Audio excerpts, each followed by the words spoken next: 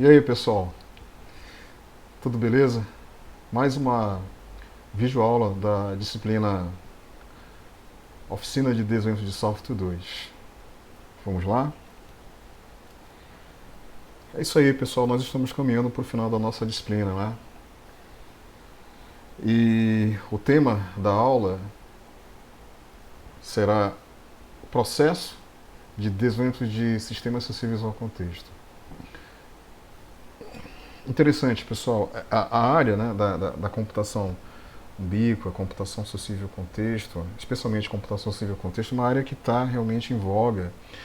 E diante desse interesse por parte da comunidade acadêmica e também da indústria, várias pesquisas e projetos estão sendo realizados que visam desenvolver ferramentas, né, de suporte à criação de sistemas acessíveis ao contexto, que visam explorar e investigar técnicas que poderão ser utilizadas para viabilizar que seja possível a interpretação do contexto por parte das aplicações. E tem também pesquisadores da área de engenharia de software que eles estão trabalhando visando a criação de processos de engenharia de software para apoiar o desenvolvimento de sistemas acessíveis ao contexto, certo? Então, olha só que legal. Existem, né, processos que foram concebidos para apoiar a criação desse tipo de sistema. E na aula de hoje eu vou apresentar para vocês um desses processos que nós podemos usar, né, para nos auxiliar, né, nos ajudar durante o desenvolvimento de um sistema acessível ao contexto. Beleza? Então, a criação, né, de um sistema acessível ao contexto, conforme vocês já viram, né, em outras aulas, envolve a superação de vários desafios técnicos. Né? Dentre eles, eu posso destacar a identificação das informações contextuais, né? As informações que caracterizam o contexto no qual o sistema faz parte, o sistema, o usuário, né, o dispositivo, ok? Também, né, delimitar as operações que são dependentes de contexto nesses sistemas, certo? Especificar, definir, abstrair quais são as operações que são sensíveis ao contexto, né?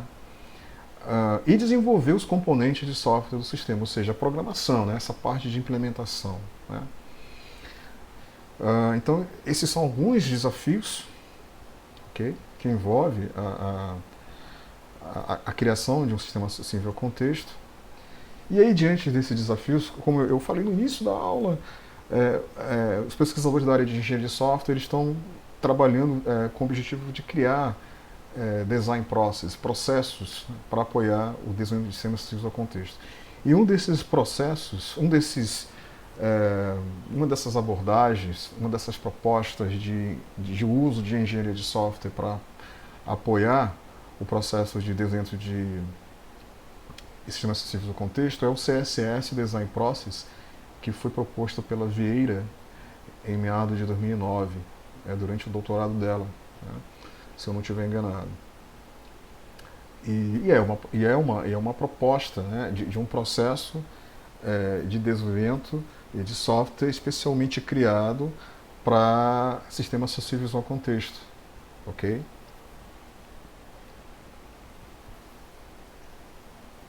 Então, o CSS Design Process, né, é um processo que ele é focado na especificação do contexto, né, e ao projeto de gerenciamento e uso do contexto em sistemas acessíveis ao contexto, ok? Essa figura que vocês estão vendo nesse slide, ela apresenta uma visão geral do CSS Design Process, ok? Por meio dessa figura é possível nós observarmos as principais atividades, né?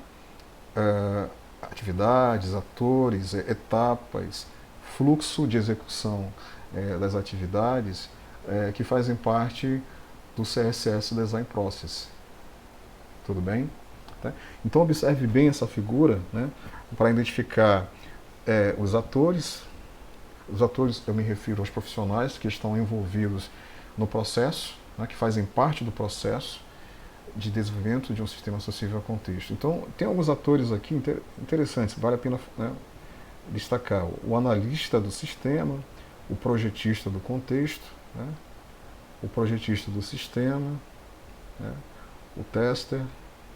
Interessante, né? A gente vai ver com calma cada um, né, cada uma dessas atividades que fazem parte desse processo, ok? E etapas, né?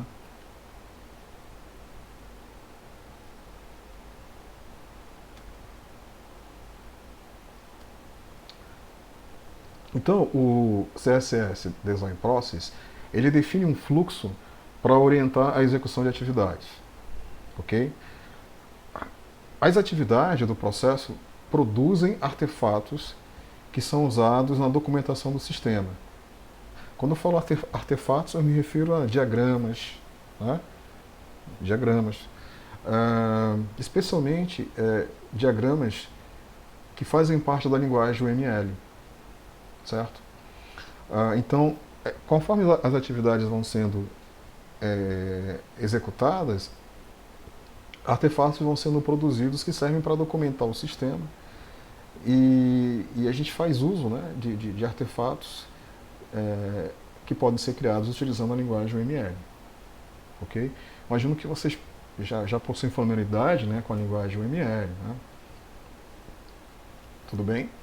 O CSS Design Process, ele considera na equipe de desenvolvimento de software, né, além dos papéis tradicionais, como analista e projetista do sistema, né, a inclusão de um novo papel, que é o projetista de contexto.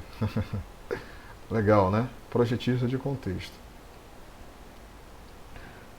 Qual é a finalidade do projetista de contexto?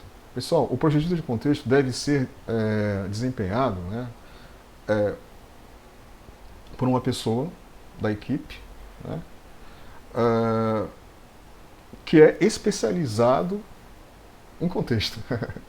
Especialmente, né, especializado em sistemas acessíveis ao contexto, no que se refere à identificação de requisitos de contexto, aqueles requisitos que eu falei na aula passada, né, ou seja, a identificação de quais são os principais requisitos de contexto para o desenvolvimento desse software, né, desse sistema.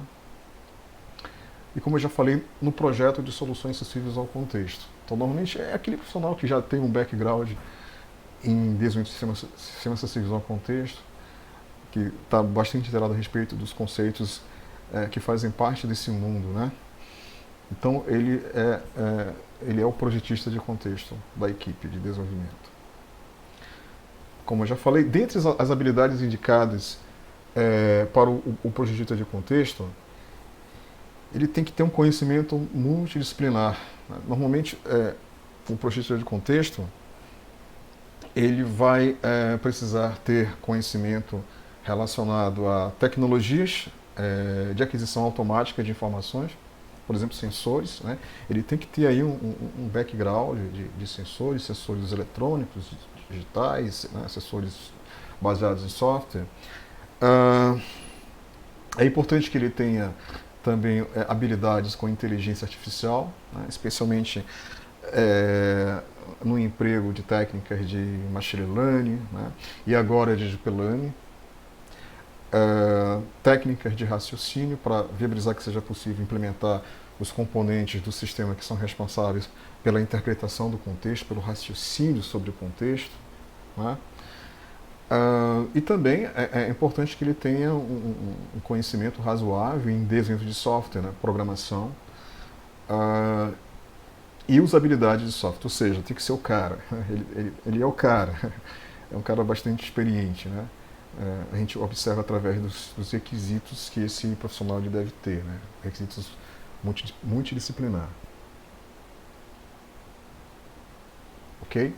Bom, e quais são, pessoal, as atividades que o CSS Design Process ele prevê? Né? Quais são as principais atividades que fazem parte desse processo de apoio ao desenvolvimento de sistemas acessíveis ao contexto? Quais são? Vamos lá. especificação do contexto, projeto do gerenciamento de contexto, projeto do uso do contexto, geração de código, teste, né, do sistema acessível ao contexto e avaliação do sistema acessível ao contexto. Tudo bem? Vamos dar uma olhada agora em cada uma dessas atividades. Vamos lá. Especificação do contexto. A especificação do contexto tem por objetivo identificar as informações de contexto e o comportamento dependente de contexto com base no objetivo, ou seja, no foco da aplicação. Certo? Vocês estão lembrados que eu apresentei para vocês uma abordagem, uma proposta de classificação de contexto baseada no foco, que foi proposta pelo pesquisador Brésilion, um francês, né? que é o foco é o foco da aplicação que determina quais são as informações contextuais, né, que deverão ser exploradas pela aplicação. Ok? Então, o design, o CSS Design Process, ele é baseado nessa abordagem de classificação de contexto, que tem por objetivo identificar as informações de contexto e o comportamento que é dependente, que é sensível ao contexto, com base no foco da aplicação. E aí, na especificação de contexto, artefatos são gerados. Quais artefatos? Modelagem de contexto. E aí é possível utilizar, por exemplo, o modelo entidade-relacionamento, né, para representar as entidades contextuais, as informações contextuais e como essas entidades elas estão relacionadas. Tá? É possível nós usarmos os requisitos, casos de uso, para nós representarmos os comportamentos que são dependentes do contexto. Está entendendo? Então, aqui tem um exemplo da utilização de um diagrama, né, um diagrama modelo, né, modelo entidade-relacionamento, onde as entidades, observe as entidades aí, ó, Person, Device, Channel, são entidades, né, entidades que fazem parte do contexto, né, e cada uma dessas entidades, elas possuem informações contextuais. Tudo bem? Vamos pegar aqui a entidade Device. A entidade Device, quais são as informações contextuais dela? Por exemplo, location, né, location, localização, coordenadas, né, device identify, ou seja, identificação, né, do dispositivo, device type, tipo de dispositivo, certo? São informações contextuais dessa entidade que se refere ao dispositivo. E a gente observa que as entidades elas possuem relacionamentos entre elas, né? A gente observa aí que existe um relacionamento entre person e device. Tudo bem? Então, através do modelo ER, né, que é um modelo que vocês já estão familiarizados, a gente consegue representar as principais entidades e suas informações contextuais correspondentes. Né? E esse modelo ele é muito importante, porque por meio dele vai ser possível mais tarde a gente gerar as tabelas do banco de dados que poderão ser usadas para persistir, né, as informações contextuais que o sistema ele deverá explorar. Beleza? Então isso aqui é um artefato que ele é gerado na fase, aliás, na atividade especificação do contexto. Ok? Um outro artefato importante é o diagrama de casos de uso, que ele pode ser usado para que seja possível nós representarmos quais são os requisitos funcionais, vamos dizer assim, ou quais são os comportamentos que são dependentes do contexto. Né? Então a gente consegue, de uma forma visual, representar quais são os comportamentos do sistema que são sensíveis ao contexto. Ok? Nós podemos fazer o uso do diagrama de caso de uso, nós podemos usar também aquele modelo de descrição dos casos de uso, conforme vocês estão vendo aqui, né? Que eu imagino que vocês já devem ter trabalhado com isso, já devem ter estudado. Né? Tudo bem? Que são artefatos convencionais, né? Normalmente bastante utilizados na análise, na modelagem de sistemas. Tudo bem? Alguns conceitos que fazem parte da especificação de contexto são os elementos contextuais. Então, elementos contextuais é um conceito inerente do CSS Design Process, certo? Elementos contextuais são as informações contextuais, tudo bem? Relacionadas a uma das dimensões semânticas 5W mais 1H. Então, no CSS Design Process, elementos contextuais, o CE, são as informações contextuais, que são baseadas nas dimensões semânticas 5W mais 1H. E um outro conceito importante que eu já falei é o foco, né? O foco é o que permite determinar quais são os elementos contextuais que devem ser utilizados para representar o contexto, né? O contexto de um determinado sistema acessível ao contexto. Tudo bem? Então, elementos contextuais e foco são dois conceitos importantes que fazem parte aí dessa atividade chamada especificação de contexto. Na especificação de contexto, 4 tarefas devem ser executadas. Identificar o foco, identificar as variações de comportamento, identificar as entidades e elementos contextuais e verificar a relevância dos elementos contextuais. Tudo bem? Caso sejam identificados diferentes focos, este ciclo de tarefas deve ser executado para cada foco. Certo? Então, a primeira tarefa a ser feita é identificar o foco, né, da aplicação. Identificar as variações de comportamentos, né, os comportamentos que são acessíveis ao contexto. Né? Identificar as entidades e elementos contextuais que representam o contexto. E importante, verificar a relevância dos elementos contextuais. Eles são realmente relevantes? Eles estão de acordo com o foco, né, do sistema? Então, essa figura aqui ela é bem legal, que ela ilustra exatamente a especificação do contexto. Né? Então, observe, primeira tarefa, identificar o foco. Né? Certo? Identifica o foco, aí vai para a segunda tarefa. Observe o fluxo, né, de execução. Identifica o foco, aí vai para a segunda tarefa. Identificar variações de comportamento. Né? Certo? Uma vez que são identificadas as variações de comportamento, olha o fluxo, vai para o próximo, né, para a próxima tarefa, que é exatamente identificar as entidades e os elementos contextuais. Muito legal, né, pessoal? Certo? E aí, seguindo o fluxo, a gente observa que existe aí uma decisão, né? Uma decisão. Essa decisão ela vai permitir que seja possível retornar, observe, retornar para a primeira tarefa ou para a segunda tarefa, né? Caso haja a necessidade, por exemplo, de revisar, né? Revisar os requisitos, revisar os comportamentos, a gente pode retornar, né, para a tarefa anterior, né, para a tarefa S2, certo? Ou é possível retornar para a primeira, né, para a primeira tarefa, que é a S1, identificação do foco, certo? Então observe que existe uma decisão. Essa decisão ela permite que seja possível que a gente retorne, né? Caso não haja necessidade de nós retornarmos, a gente pode partir para a próxima tarefa, que é verificar a relevância dos elementos contextuais. Tudo bem? Verifica a relevância, né? É um processo de análise, né? E aí a gente se depara novamente com uma decisão. Caso os requisitos eles precisam passar por algum tipo de revisão, eu posso retornar para a tarefa S3 ou para a tarefa S2.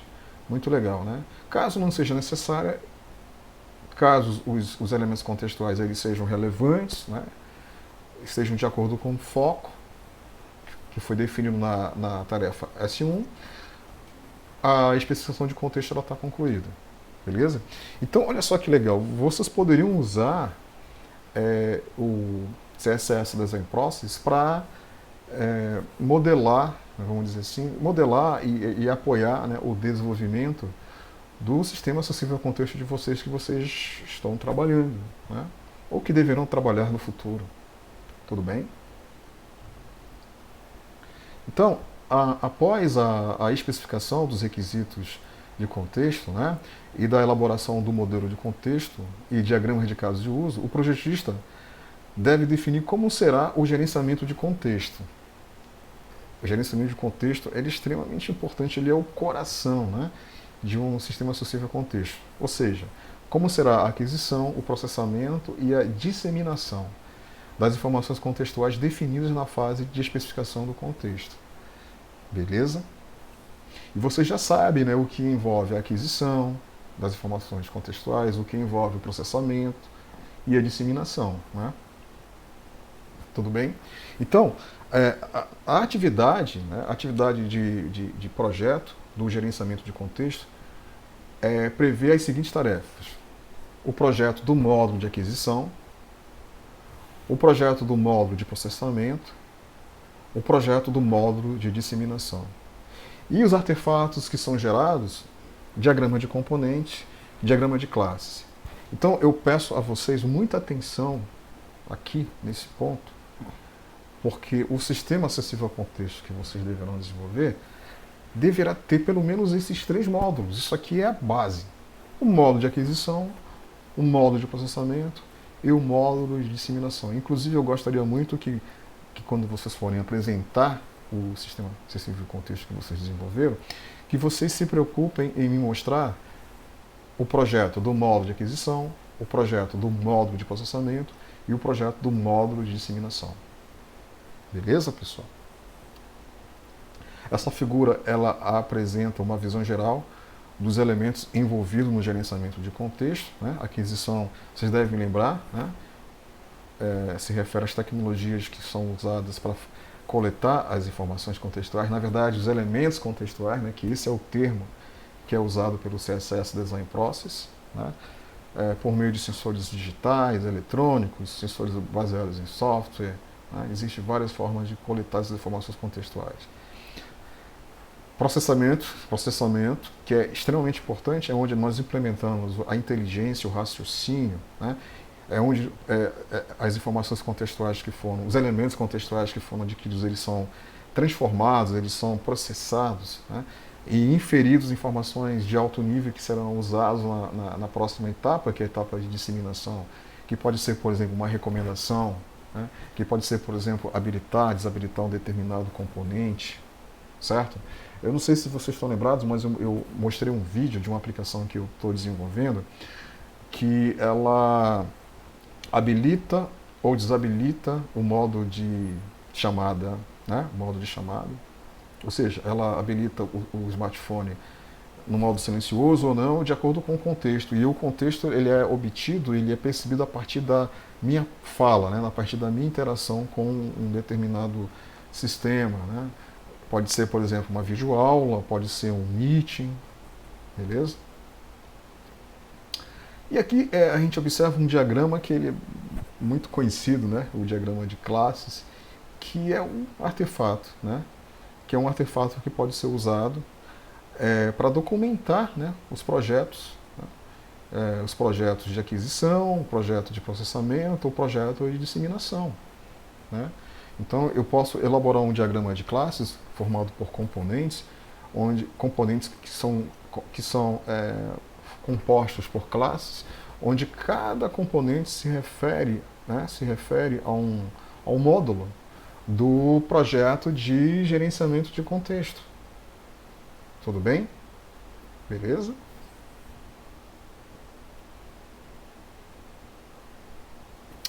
Ok. Continuando, né, a terceira atividade, projeto do uso do contexto, tem por objetivo definir como o contexto será efetivamente utilizado na aplicação. O processo considera que existem alguns usos principais do contexto em uma aplicação. Eu já falei agora há pouco. Apoiar uma adaptação de conteúdo ou comportamento, enriquecer a percepção do usuário com informações contextuais, recomendar o conteúdo e produtos. Esse segundo item aí, eu acho bastante interessante também, ó, enriquecer a percepção dos usuários com informações contextuais. Esse segundo item, ele está muito fortemente relacionado com realidade aumentada, né? A realidade aumentada ela pode enriquecer a percepção do usuário com relação a um determinado contexto, incorporando nessa percepção informações contextuais explícitas para ele, né? É bem interessante, pessoal, muito interessante esse segundo item aí, né? Apoiar uma adaptação de conteúdo do comportamento, né? Por exemplo, um serviço de streaming de vídeo que em que o vídeo, né, ele sofre uma adaptação de acordo com a velocidade atual da internet, né, do cliente, né, ok? E recomendação de conteúdo e produtos, ok? Então aqui a gente observa novamente aquela figura, né, que apresenta a visão geral do CSS Design Process, né? E aí nós vimos a especificação de contexto, que envolve vamos dizer, nessa etapa, né, envolve os profissionais analista do sistema e projetista do contexto. Na sequência, a gente observa a outra etapa, que é o processo de gerenciamento de contexto, né? Aliás, o projeto do gerenciamento de contexto, que consiste nos projetos dos principais módulos: aquisição, processamento, disseminação, né? E a gente observa também o projeto de uso de contexto que tem relação com a disseminação, que consiste justamente na definição de efetivamente como as informações contextuais que foram derivadas, que foram inferidas de alto nível, né, a partir do gerenciamento de contexto, elas serão usadas e que tipo de comportamento sensível ao contexto o sistema terá. E aí envolve dois profissionais, que é o projetista do contexto e o projetista do sistema, certo? E aí a gente observa que, depois dessas etapas, a gente observa que tem uma decisão, e aí nessa decisão o profissional responsável pela aplicação, né, do processo, do CSS Design Process, ele tem uma decisão aí, né? Ele pode retornar, né, para a primeira etapa, né, a etapa de especificação do contexto. Caso ele observe, haja uma detecção de alguma coisa que não está muito legal, né, que seja necessário uma revisão, passar por uma revisão, ou ele pode, caso ele não seja detectado, a decisão consiste em gerar o código, né, gerar o código, essa parte de desenvolvimento, né. E é interessante que após a etapa de geração de código, existe uma nova decisão que me permite retornar, né, para a etapa anterior. Isso é muito legal. Caso não haja necessidade, vai para a próxima etapa, que é a etapa de teste, né? E aí, novamente, uma decisão, e aí, caso haja necessidade de retornar, né, para alguma etapa anterior, para passar por algum processo de revisão, né, é possível, se não, vai para a próxima etapa, que é a avaliação do CSS. Então, observem que é um processo muito legal, extremamente flexível, né, que ele permite que seja possível a gente retornar, né, caso haja necessidade, para uma etapa, para uma tarefa anterior, de modo que seja possível a gente, dessa forma, refinar, né, refinar os artefatos que são gerados durante o processo, né, de desenvolvimento do sistema acessível ao contexto. Beleza? Bom, antes de falar sobre o exercício, eu gostaria fortemente que vocês estudassem esse processo, que vocês tentassem aplicar esse processo no trabalho de vocês, né? A segunda avaliação, né? Tudo bem? Seria muito legal se vocês procurassem, por meio do uso desse processo, desenvolver o sistema de vocês, porque isso seria uma forma de realmente trabalhar seguindo uma engenharia de software, né? Não fazer a coisa de uma maneira aleatória e empírica, não. Vamos seguir um processo, vamos seguir uma engenharia de software. Beleza? Bom, como é de praxe, pessoal, normalmente, né, eu passo um exercício, né, E aí, esse é o exercício que eu gostaria que vocês tentassem fazer, que é: utilize o processo de CSS Design Process para construir um sistema acessível ao contexto X, Y, Z, né, abstrair o foco, a entidade, elementos contextuais, projete os elementos arquiteturais de gerenciamento do contexto relacionados às atividades de aquisição, processamento e disseminação. Então, esse exercício, na verdade, ele pode ser o trabalho de vocês, o sistema que vocês estão desenvolvendo. Peço a vocês que vocês procurem utilizar o CSS Design Process, como eu acabei de falar, tudo bem? Na construção do sistema acessível ao contexto de vocês. Beleza, pessoal? Acho que deu para entender, né? Ok? Vou parar por aqui, para esse vídeo não ficar muito longo. Próxima aula eu continuo falando um pouco mais sobre CSS Design Process. Beleza, pessoal? É isso aí, nós já estamos caminhando para o final da nossa disciplina. E é isso, né? Espero que vocês apresentem trabalhos bastante interessantes. Para falar a verdade, eu estou bastante curioso, ansioso para ver os sistemas que vocês deverão desenvolver e apresentar para mim. Ok? Então, um forte abraço para vocês e a gente volta a se ver na próxima aula.